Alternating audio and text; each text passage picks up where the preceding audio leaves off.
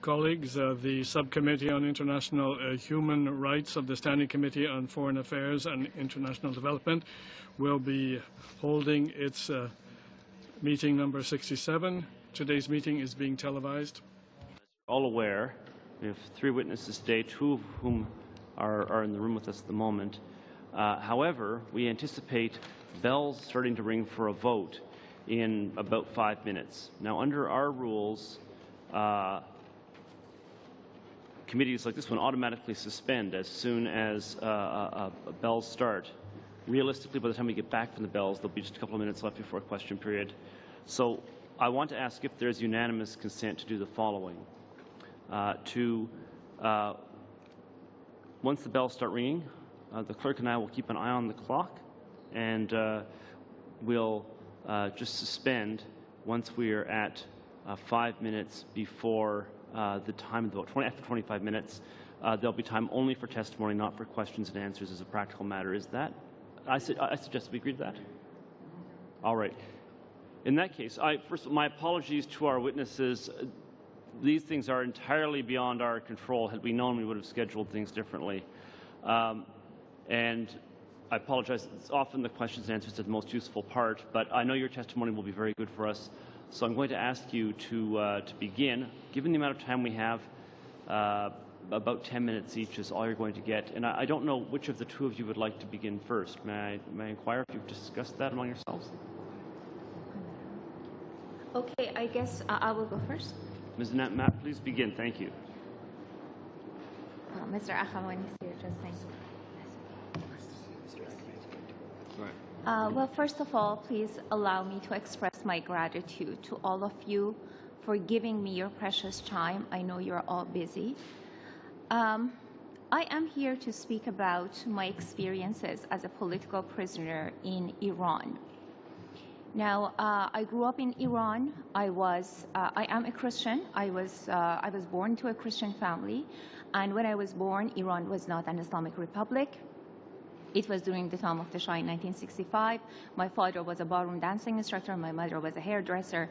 I grew up between the sounds of the cha-cha and the tango and women with really big poofy hair. We had a cottage by the Caspian Sea, and I was just your normal, average teenager. Back then, Iran was governed by secular laws. I wanted to become a medical doctor. And then the revolution happened, and Ayatollah Khomeini came into power.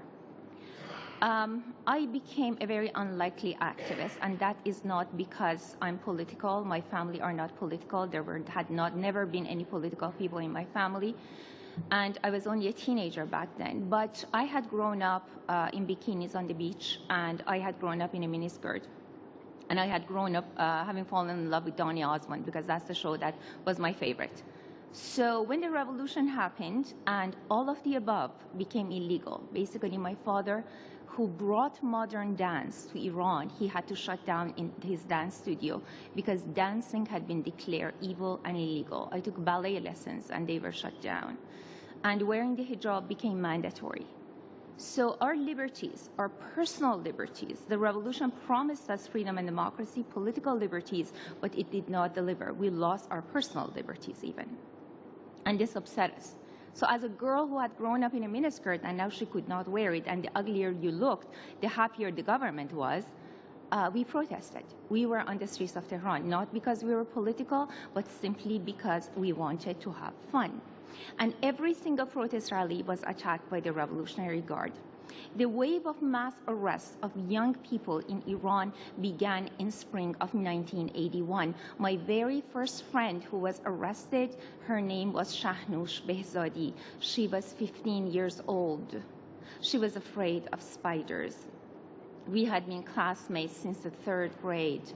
I was a troublemaker. I was a loudmouth. I was always protesting in school, but she was one of the quiet ones, and she was the first one to disappear. Every day you would go to school, and there would be a desk empty. There would be somebody missing. And we looked at each other, and we asked each other, well, how bad can it get? I mean, they're arresting 15, 16-year-olds. How bad can it get? There aren't any stupid questions in this world, but this one is really stupid. How bad can it get? Well, it got really bad. They came for me on January 15, 1982. It was about 9 or 10 o'clock at night. I was at home. I was about to take a shower. I had just turned on the water. I was waiting for it to heat up. The doorbell rang. My mother called my name. I opened the bathroom door, and there were two really big guns pointed in my face. People have asked me, were you scared? No, I was not. And this is not because I'm brave. I'm not brave at all. But I entered a state of shock. A state of shock is like body armor, but it doesn't protect you against bullets. It protects you against emotion. I lost the ability to feel. And I'm afraid that once you enter a state of shock, it's very difficult to get out. So the guards put me in a car, and they drove me north to Evin prison, which is still 100% operational. So 35 years later, it's still working. They blindfolded me upon arrival. That's what they do to prisoners. It's an intimidation technique. They walked me along hallway after hallway after hallway. Eventually, they told me to sit down. I sat down. Eventually, I don't know how many hours later, I cannot tell you how long I was sitting there. Somebody called my name. They took me into a room. And I still couldn't see anything. I was still blindfolded. A man asked me, have you attended protest rallies against the government? I said yes. It was common knowledge. I didn't wear a ski mask on the streets of Tehran. Of course I attended protest rallies. My principal knew. I was 16 years old. My teachers knew. My friends knew. Of course I attended protest rallies. Then he asked me, have you written articles against the government? I said, yes, I have written articles against the government in my school newspaper. And then he asked me the whereabouts of a girl who was a friend of mine. I had met this young woman once, but I had no idea where she was. If I knew, I would have told. I was not a member of any organization. I had not been trained on how to behave under interrogation. If I knew, I would have told. I just didn't want to be there. Well, they didn't like what I said. They took me to another room, and they took off my blindfold. I was in a small room with two men, Ali and Hamed. They handcuffed me. When they handcuffed me, they laughed because it was funny. My hands would have slid out of the cuffs. I was 90 pounds back then. So they put both of my wrists into one cuff, and as it clicked, my right wrist cracked, and the torture had not even begun. They tied me to a bare wooden bed. I was lying down on my stomach. They took off my socks and my shoes. I had Puma running shoes, and I had paid a fortune for them. And it's funny because I was 16 and I was thinking about my shoes. So they took off my socks and my shoes, and they lashed the soles of my feet with a length of cable. And when I say cable, I mean cable. I don't mean wire. It's about an inch thick. It is heavy rubber. It's heavy stuff. And they lashed the soles of my feet. Now, this is the most common method of torture in the Middle East. Why? Because our nerve ends are in our feet. With every strike, your nervous system explodes, and then it's magically put back together, and you're wide awake for the next. I started saying Hail Marys. I forgot the words to it. I started to count. I got to 6. I forgot what was after 6. If the devil had appeared and had offered me to, if you sell your soul, I will get you back home to your mother, I would have sold my soul with whipped cream and cherry on top. I would have done anything, I mean it, to get out of that room. And I wasn't proud of it, but it is the absolute truth. They gave me documents to sign. I signed everything. I didn't read what it said. If they had asked me to confess I was Jesus Christ, I would have confessed I was Jesus Christ. So, long story short, I was given a death sentence. Back then, still today, it's very easy to get a death sentence in Evin. My sentence was reduced to life in prison, and I was sent to the cell block with hundreds, maybe thousands of other girls. 6 months after my arrest, I was called for interrogation. My interrogator, Ali, was there. He closed the door behind us. He looked at me straight in the eye, and he said, you had the death sentence. I reduced it to life in prison. You're going to be here forever, and nobody cares. Well, I knew that much.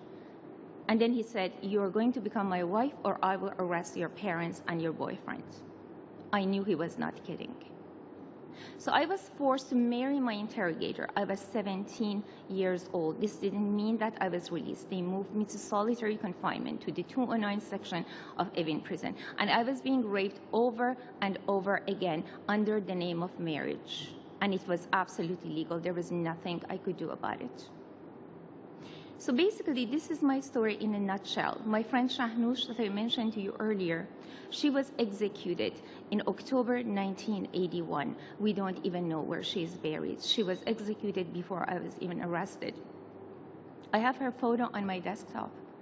And every once in a while, when I just get discouraged with what's going on in the world, which is it's quite easy to do, as I guess you would agree with me, I just click on her photo and I bring it up.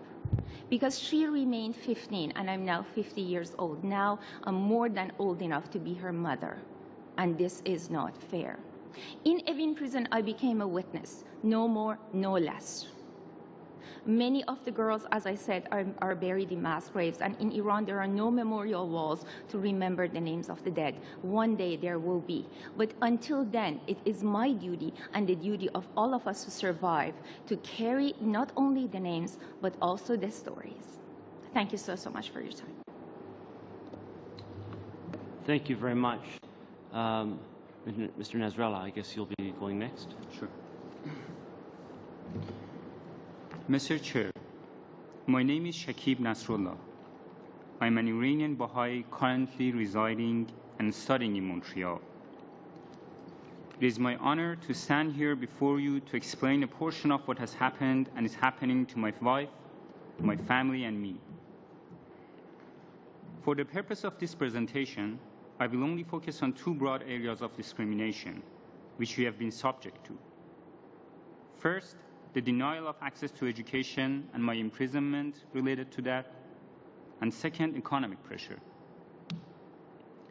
I, as all other Iranian Baha'is, was not allowed to enter any university in Iran. I followed courses offered by the Baha'i Institute for Higher Education, BIHE, an educational initiative started by the Baha'i community as a response to the fact that Baha'is are deprived of access to higher education. But the history of persecutions related to education in my family runs across all the elementary and secondary school years. Each year, at the time of a school enrollment, my parents were worried that they would not be able to enroll us because we were Baha'is. It had happened in the past that expressing our religion in the classroom would result in expulsion. School was never a safe place for me, as teachers and administrative staff every now and then would disseminate hatred and lies against Baha'is. Just to mention one example, I clearly recall how I was frightened by one of my grade 7 teachers. This particular teacher repeatedly bragged about how they attacked Baha'is of the city in Yazd and either killed them all or forced them to leave the village. He went on to include details about how Baha'is are not humans and in fact have tails and hoofs. I never revealed my Baha'i identity to my very few school friends and never invited any of them over, fearing the unknown consequences. In 1999, knowing that as a Baha'i I could not enter any university, I decided to take psychology courses offered through BIHE. It was the first year after the massive coordinated attacks on the BIHE, where intelligence service officials ransacked approximately 500 Baha'i homes across Iran. The program had still not fully recovered from these attacks, and we had to take extra caution when going to our classes that were held in private homes. After finishing my bachelor's, I was amongst the very few students who came to Canada in 2007 to start a master's level program. In 2009, right after finishing my master's in counseling psychology from McGill University, I went back to Iran to start teaching for BIHE and to support this initiative. Since I was a Baha'i, my McGill diploma and my previous education were not recognized by the Order of Psychologists in Iran, and therefore I could not officially work in any clinic or private practice. I had just married and was under so much financial pressure. Through the help of a friend, I was lucky to find a clinic in which I could unofficially work as a psychologist. All this fell apart when in May 2011, the intelligence service of Iran attacked BIHE once again. I was with a client when my friend came in and told me that they had attacked the houses of many Baha'is. Within a few days, they called me and asked me to present myself for interrogations. My interrogator requested that I sign a sheet saying that I will no longer help BIHE and Baha'i students to obtain higher education. I refused to sign, and a few days later, he called me and 3 other friends of mine and summoned us to the notorious Evin prison. the Canadian-Iranian journalist Zahra Kazemi was arrested in front of this same prison and finally tortured and killed. We were all psychologists entering Evin. Two of us were graduates of the University of Ottawa, close here. And I was a graduate of McGill University. Our official charges were acting and colluding against the regime, acting against national security, and membership in a Baha'i institution. The first two charges are the exact same charges for many Baha'is who are currently in prisons in Iran, including many of my friends. While I was in solitary confinement in Evin, my interrogator claimed that he could keep me there forever, and I will no longer see my wife and family unless I did as they say. The physical torture was limited to slaps and kicks, but the extent of emotional and psychological tortures were much more extreme. Even though my charges were acting against national security and colluding against regime, all the interrogation questions were focused on my membership in Baha'i community, working as a Baha'i in the clinic, and teaching psychology to Baha'i students. The interrogator was specifically keen to know why I wished to stay in Iran, why I could easily go back to Canada and live there. He once said, and I'm quoting, "If you have a master's degree from a Canadian university, why don't you go back there and stay there?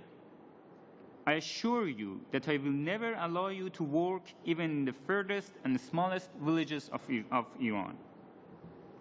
My answer was that I am an Iranian and I wish to stay in Iran and serve Iranians. But apparently this was not what he wanted to hear.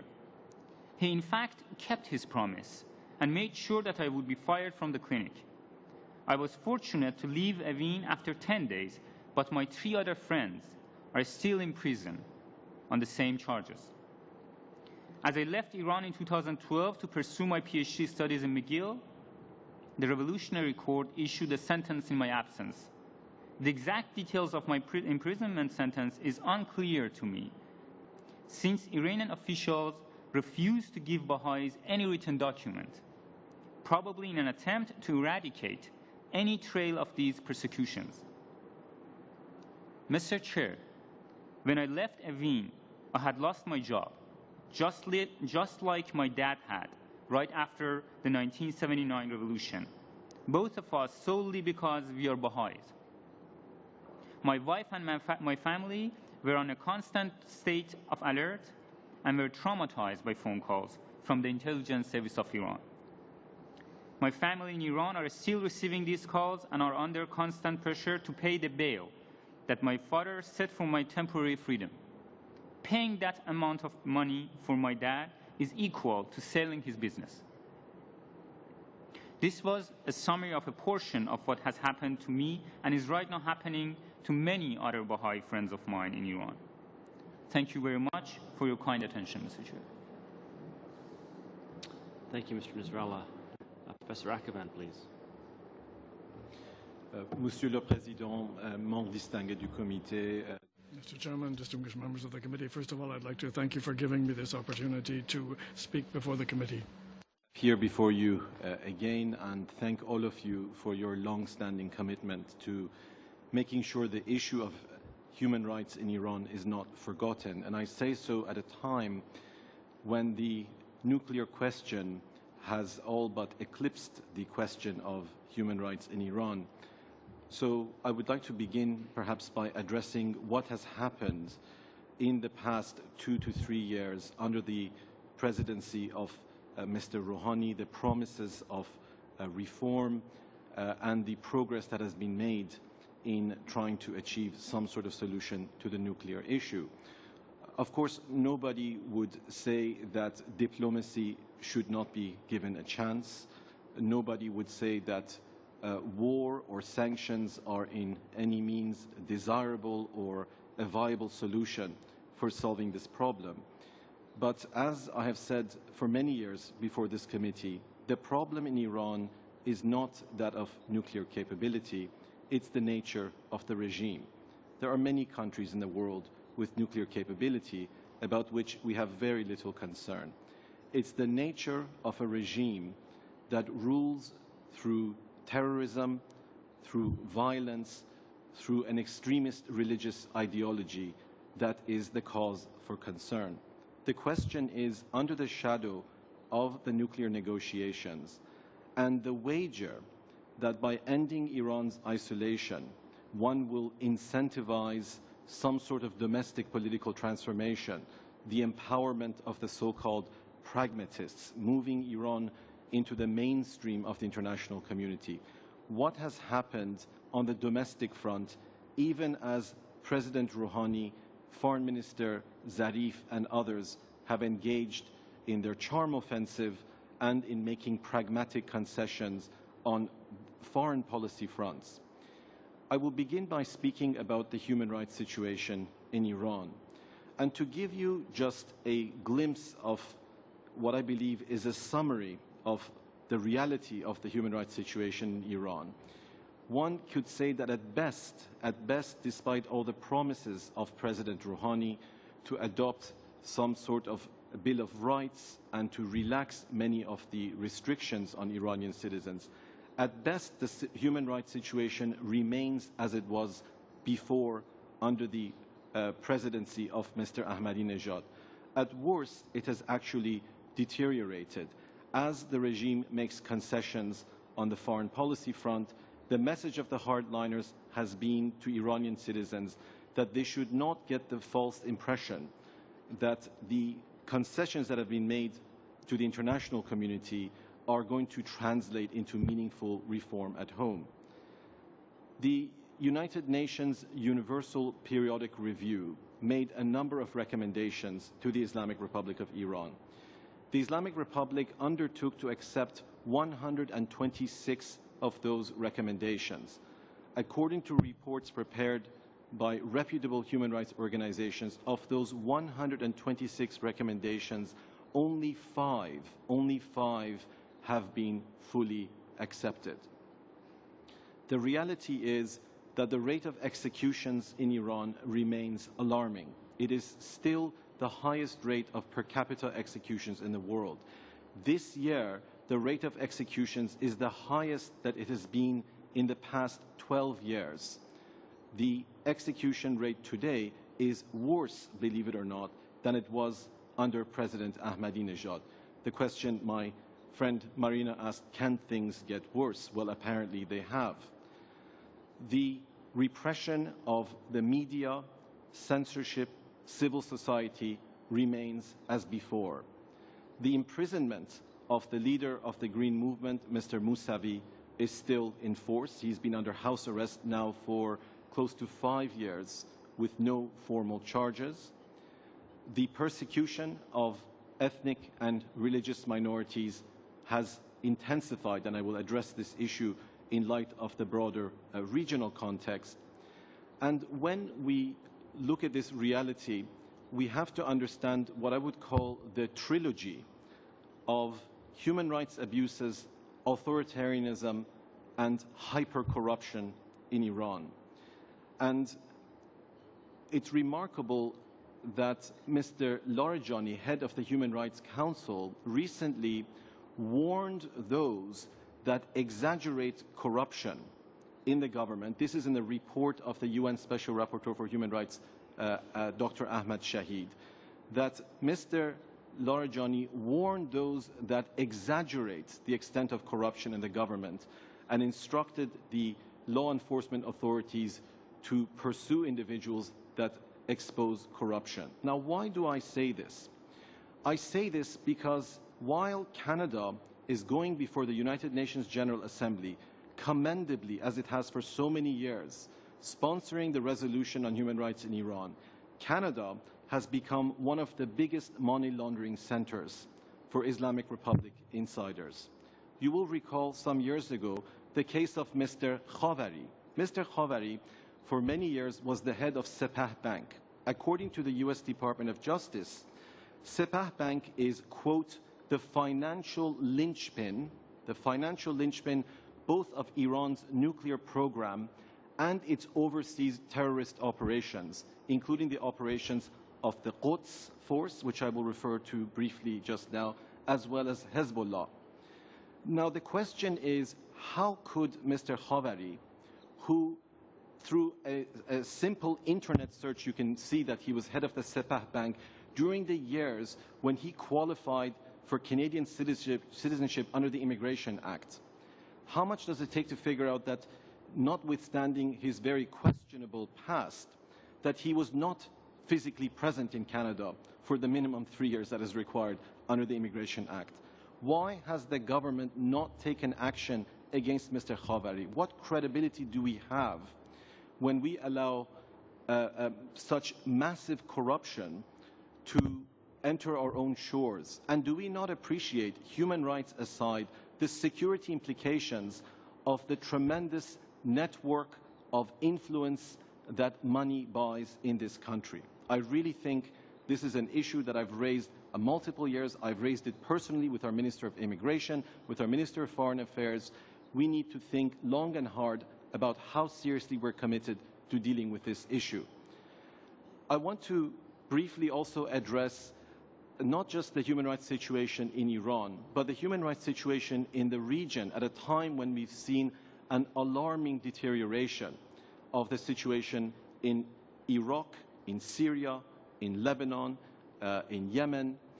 And all of this has happened under the shadow of the nuclear negotiations. It's under the shadow of the nuclear negotiations that Iran has expanded its influence throughout the region. Now, we're not here to talk about geopolitics. We're here to talk about human rights. And countries have a right to extend their influence by legitimate means, not through atrocities against civilians. And that is the only issue I wish to look at. Because in the same way that the Islamic Republic rules at home through terror and violence, it is also extending its influence in the region through the same means, through proxy wars, through allies and insurgents over which it has complete control, and through the direct operation of what? The Quds Force. The Quds Force, which is that branch of Iran's Revolutionary Guards that is involved in overseas operation. The same Quds Force whose banker is Mr. Khavari, a Canadian citizen. The same Quds Force that was involved in the 1994 bombing of the Jewish Cultural Center in Buenos Aires, in which some 90 people were killed. And we saw recently what happened to the star witness in that case, who was mysteriously assassinated in Buenos Aires. The question of Syria and Iraq from a human rights point of view directly implicates Iran. The United Nations Independent Commission of Inquiry has on many occasions referred to the role of Iran's Revolutionary Guards and Hezbollah, without which the Assad regime would never have survived, and which forces have had a direct role in atrocities against civilians. Now, we are now all caught up with the story of the ISIS barbarians who like to advertise their beheadings on social media. But let us not forget that despite the barbarity of ISIS, that the killing of civilians by ISIS is still a small fraction of the more than 200,000 civilians that the Assad regime has killed. Perhaps the Assad regime doesn't advertise its mass murder on YouTube, but it is still by far the biggest menace in terms of human rights in Syria. The situation in Iraq also has to be considered in light of the fact that the Shia militia, such as the Badr Brigade, that are leading the charge against ISIS, are also implicated in human rights atrocities against Sunnis, which is certainly not going to be the solution to any lasting stability in Iraq. Why do I say this? Because the Middle East is now at the precipice.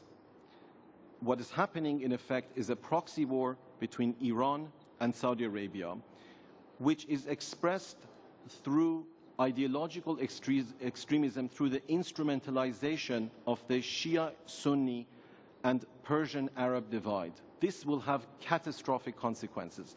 And getting back to what my friend Marina Nemat said, can things get worse? Things can get much worse. As this cleavage between Shia and Sunni Islam rips apart not just Iraq and Syria, but spills over into the kind of ethnic religious politics that we see within Iran and Saudi Arabia. Let us not forget about the Arab minority in Iran. Let us not forget about the Shiite minority in Saudi Arabia. So I would simply appeal to this committee, while being most grateful that you continue to raise this issue at a time when it is being swept under the carpet in the name of so-called pragmatism, to appreciate that the situation could get far, far worse in the Middle East, and Canada and the international community must broaden the conversation and not just look at ISIS, not just look at the nuclear issue, but understand that until there is some sort of solution to this increasing radicalization and wars of identity, we will be meeting here again in the near future with even more tragic stories to share. Thank you. Thank you, Professor. Thank you to all of our witnesses. Colleagues, I said I'd let you know when 25 minutes is up. We're at 23 minutes and 50 seconds. So I think, unfortunately, we will have to, as I said, adjourn the committee without having the opportunity to ask questions. We apologize to our witnesses. Professor, you didn't come in as I was explaining what happened, but the bells are ringing for a vote. We require unanimous consent even to hear your testimony, and we now have a vote which will take place in just a couple of minutes in the House of Commons. So we have to, unfortunately, end before we can go to questions and answers. And that is despite the fact that we have, I thought, have had a particularly high quality of witness testimony today. Professor Kotler? Yeah, just 10 seconds. I agree with you, particularly high quality witness testimony. I just want to say that at 7 p.m. this evening in the Commonwealth Room, we're going to have a public forum involving our witnesses. So those of us who are able to be there this evening might be able to come and put some questions. So it's out in the South Corridor? Yeah. Okay. 7 p.m. Commonwealth Room. All right. Thank you. Thank you very much. Colleagues, thank you very much. And to our witnesses, thank you very much as well. We are adjourned.